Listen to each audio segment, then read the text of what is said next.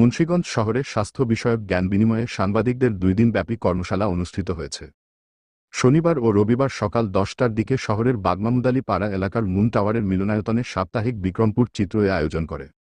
এতে জেলার 30 জন সাংবাদিক অংশগ্রহণ করেন।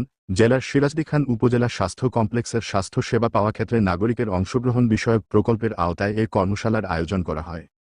ইউরোপিয়ান ইউনিয়নের অর্থায়নে ও ফ্রি প্রেস আনলিমিটেডের সহযোগিতায় এ কর্মশালাটি অনুষ্ঠিত হচ্ছে।